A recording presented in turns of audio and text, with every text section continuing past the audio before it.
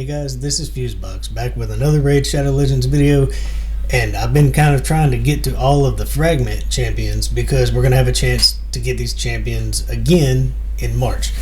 But in the end, this is one that I loved from the beginning, and he probably caught more flack than any of the fragment champions I can remember, and I really never understood why. First of all, I say this all the time, but I mean, he's such a cool looking champ. Like for an Ogren, Drokgul the Gaunt, right? They're not sharing the meat. The tribe's not sharing the meat. But look at this guy hauling this big rock around on his back like a totem. Super cool looking.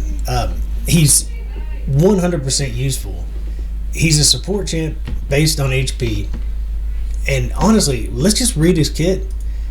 And I never understood why he didn't seem like a good champ to other people. And I think everybody's come around on him by now. He is a solid support champ. A1 attacks an enemy, has a 20% chance to stun. Simple. It's based on HP. That can go up to a 40% chance to stun, which on an A1 is a really high chance to stun an enemy. I don't have books on him. You know how it goes. There's not many books to go around. I've had to put them where I needed them. But on an A1, a chance to stun an enemy. That's really his only attack. It only does average damage. He's not going to be amazing on the DPS meter, but that is decent utility for A1. His A2 is absolutely amazing. The big version of increased attack, increased defense on the entire team, and anybody that's lower than 30% HP gets a block damage buff. I mean, how can you beat that? How can you beat that? Your attack champions are going to hit harder. You're going to increase defense, protecting those attack champions and making your defense champions hit harder. Anybody that's anywhere near death is going to get block damage for a turn. A chance to come back around and heal up and survive. This is one 100% deserves books. Even his A1 really deserves books. That 40% doubling your chance to stun is a pretty big deal. And his A3 also would deserve books, in my opinion. This guy really should be booked out to get maximum utility. But we'll show how good he is without it. Here, he just places a shield for 15% of his max HP on all allies for 3 turns. That 3 turns is a big shield. But it's really neat how the shield plays out here. He is an HP champion. This can be a pretty decent shield. But the passive effect on this is it heals each ally by 15% of his HP, which is high, whenever the shield is broken or expires. So you have the shield up, and then if they tear through it, each ally is going to heal for 15% of his massive HP pool anytime it's broken. And then allies whose shields buffs are broken will also counterattack the enemy that breaks the shield. So when a shield is broken, this is also important, the wording. The heal occurs instantly before the remaining damage is taken after the shield is broken. So if you're almost dead, you have 20 HP left, the shield is protecting you. They break the shield. Before they hit that 20 HP, you're going to heal for 15% of Drokgul's massive HP pool. This is a clutch move, and it's all passive. That part of it is passive. Now, booking this to a 4-turn cooldown and it being a 3-turn shield, and the way I did my masteries, I really would like to have these books for that cooldown. And he also has a decent all battles HP aura. I'm not a fan of HP auras, but if you have nothing else, that is a big one. It's a good one. So there's nothing wrong with this kit. Stuns, increased attack, increased defense, block damage when they're near death, shields the team. When the shield's broken, heals the team. When the shield's broken, they all counterattack. I've used him on Clan Boss during the time that this was going on. I didn't have an unkillable team when I made this guy, and I would sub him in for 1 or 2 champs. He always pretty much matched whoever I swapped him out for. I couldn't swap him out for my decreased attack champ or my, Rosin, who does all my debuffing. But anybody else I put him in for, what he would do is he acted like a counterattack champ for me. At least the further you get into the clan boss, that shield clearly gets broken by the AoE. At some point, the clan boss smashes through it, and they all heal up and take a counterattack. So he kind of played like an ally attack or a pseudo counter attack for my team for a while, and he's really good at it. And honestly, you could put him in with a counter attack champ. We may play with that. We'll see how it goes. We know he has a good kid. Stat wise, you could even go higher with HP. You really could. But I've got high HP, and I did give him, reasonable crit rate, reasonable crit damage. I do try to get that accuracy up to where at least if the percentage chance lands, I can land the stun. He probably should be faster, but he's not even rolled up. I put him in a shield set the last time I was playing around with him for effect, and so silver, right? There's no silver. There's no silver for any of us, so I haven't rolled him all the way up, and he's still 100% useful. Masteries. So I use him in dungeons. I use him quite often in dungeons, especially when I'm having fun and trying to change up my teams. He's a really cool support champ. So this is pretty much a simple build. It might look a little different from what you're used to, but I took my crit damage, life drinker for when he's actually getting low on HP, and then just kind of went straight down into War Master. The only reason I took kill streak, extra damage, is just a bonus. There was nothing else I needed over here. Stun is his only debuff, so sniper doesn't work. Master Hex really doesn't work. But over here I did take accuracy, all 3 on the tree for accuracy. I went into increasing his shields, which his books would do even more. Increasing his shields when anybody's under 40% HP. Cycle of Magic, especially since I don't have books, that just keeps him going through those amazing abilities he has. And Lasting Gifts. This is really great for it doesn't work on the block damage, but it does work on the shielding, the increased attack, the increased defense, and all of those have a great cooldown anyway, or they're 2 turns on each of the increased attack and defense, and 3 turns on the shield, so you can land that for 3 or 4 turns with Lasting Gifts. This is pretty much a solid build. As always, there's always the route on the defense tree, especially if you're doing clan boss. It would be debatable which is the best, to be honest. But this finished out my accuracy, it got me my evil eye, and it increased my shields. This just makes him utility, gives him utility, doing a little bit of damage with his A1, because that's all he has. There is nowhere that he's not useful. Honestly, nowhere. Probably his weakest, I would say, is Arena. I mean, he's going to buff your team and shield your team, but that's probably, I don't know why we would show him off in there. Arbiter, she increases attack. You can bring Iron Brago to increase your defense. He can do both in one move, but with the speed I've got, he's not gonna be showing out in there. But anywhere you take him, he actually was the reason that I beat Ice Golems 20. When I made him, he got me through it. He's lightning affinity, so you could take him. You can take him for shielding on spiders. If you don't have a miscreated monster, or Valkyrie or somebody, Dragon would be his weakest. So, just because of affinity, that would be his main problem. He's a bone affinity there. Let's just take him through.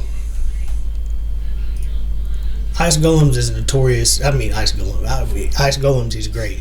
Let's just go through notoriously tough waves here. And who do we take out? Let's just get rid of Kutraxa, and we'll put him right in the lead. Let's sort by rank. Where is the Gaunt? There he is. We'll put him in just for extra HP on the team. Seal will be able to heal. He'll be able to protect us. Debuffers, turn meter. A pretty basic team. With the only thing really out of the ordinary, of course everybody can get Seal, would be Drokgul.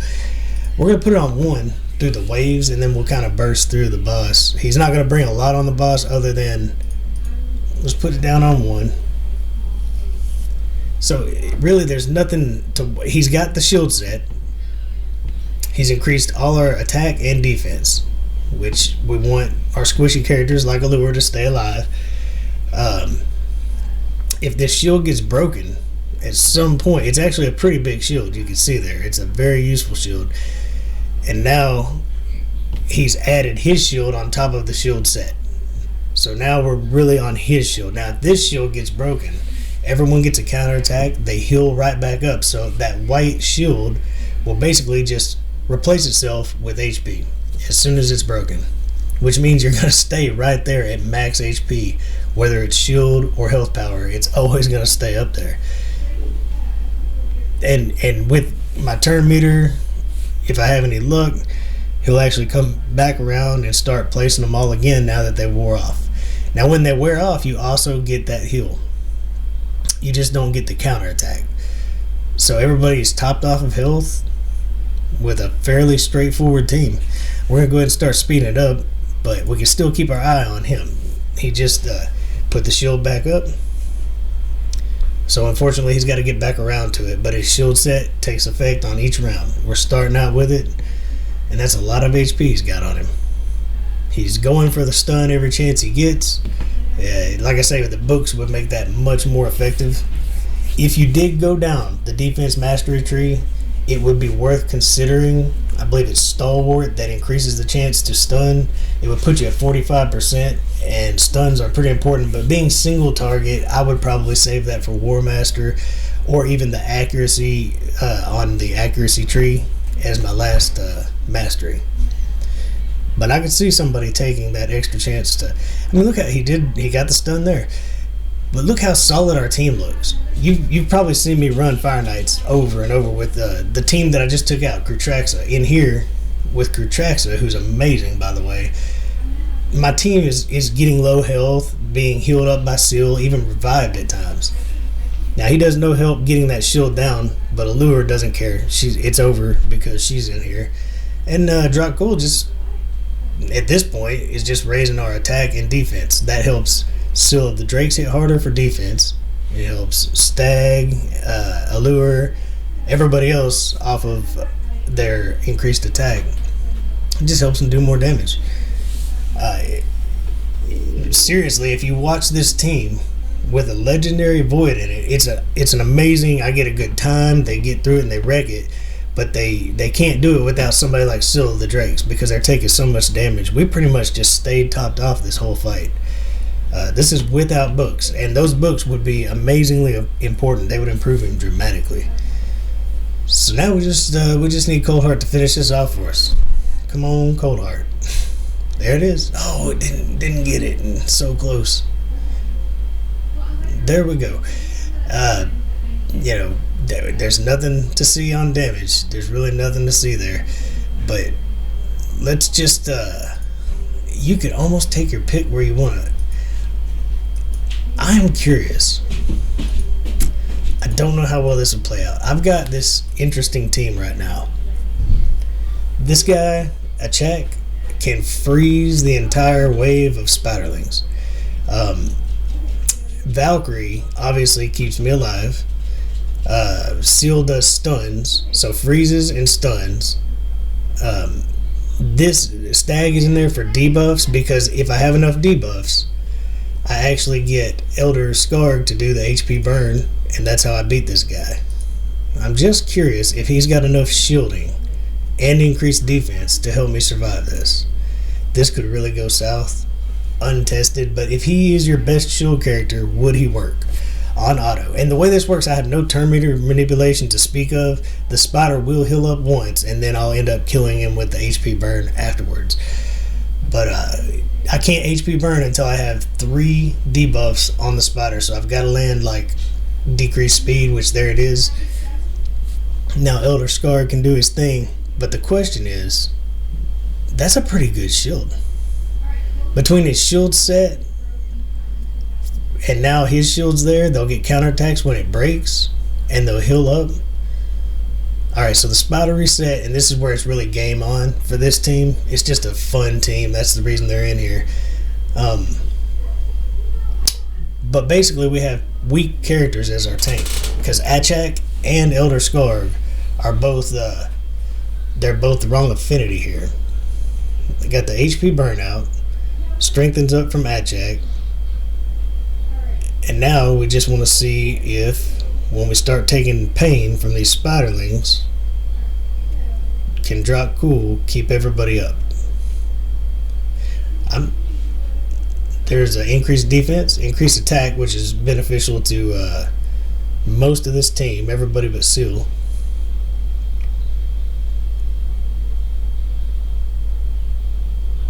There's more HP burns. It looks like it's over, and everybody is topped off right up to 100% anyway. Elder Scar has just a smidge missing. That's not bad at all.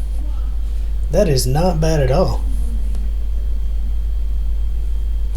So, I mean, if you don't have Miscreated Monster, or the heroes you always hear about, Valkyrie, you saw that's who I had in here. He really, and imagine with books, it would be more shield more often. It would be constant. It would be almost constant. Super effective. Now we just gotta wait for the ticks to kill the spider, and no problem at all. That's a really fun composition, by the way. I love this team.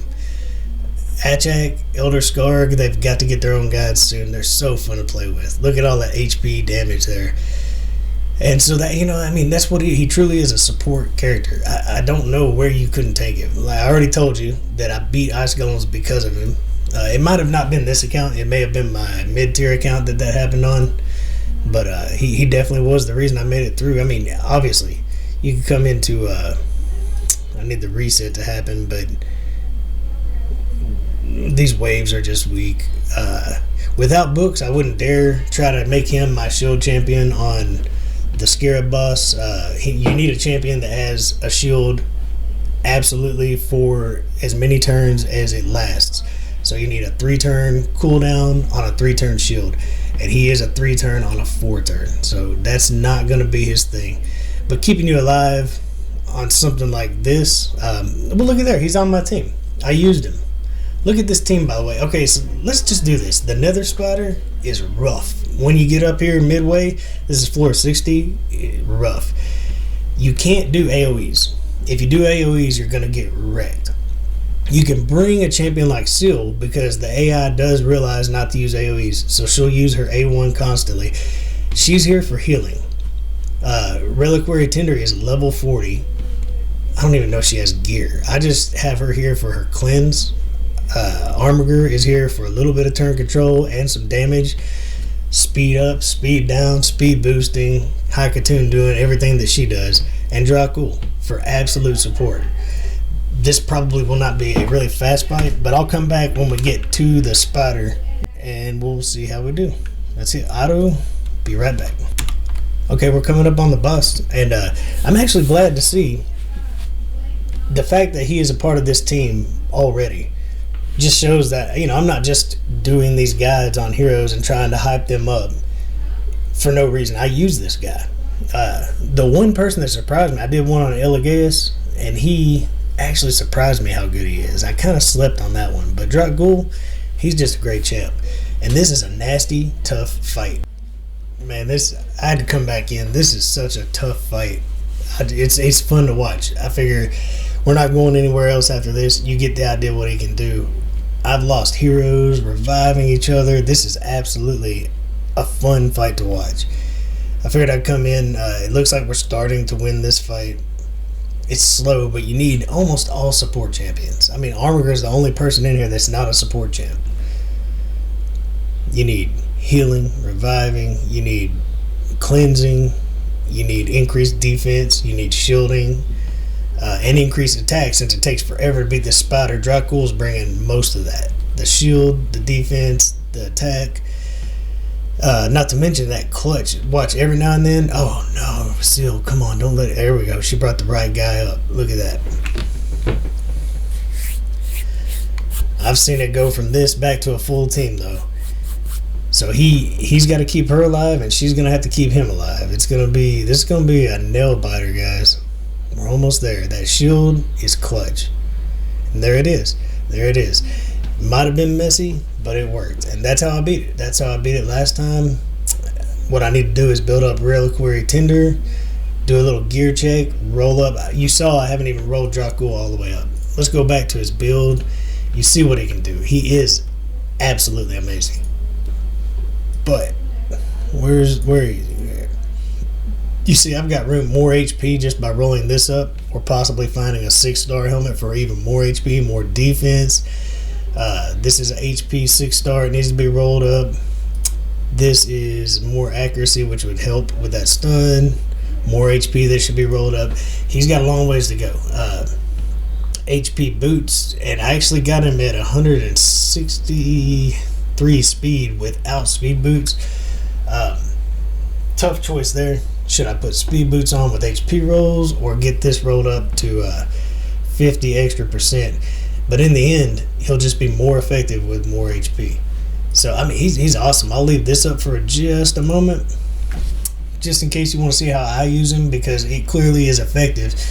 I'll always say, if you've got a cool idea on masteries, go for it. I mean, I love trial and error. I love learning on these heroes. And I love comments. If you got a better way, I'm all ears. I love ideas. But this is how I've got him. He's absolutely amazing. You can use him anywhere. His affinity, he makes a decent tank.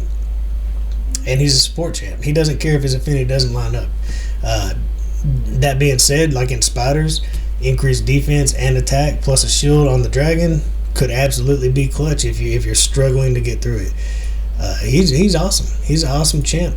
So that's we've gone over a couple of the fragment champs that we're gonna be getting more fragments. Where are these guys?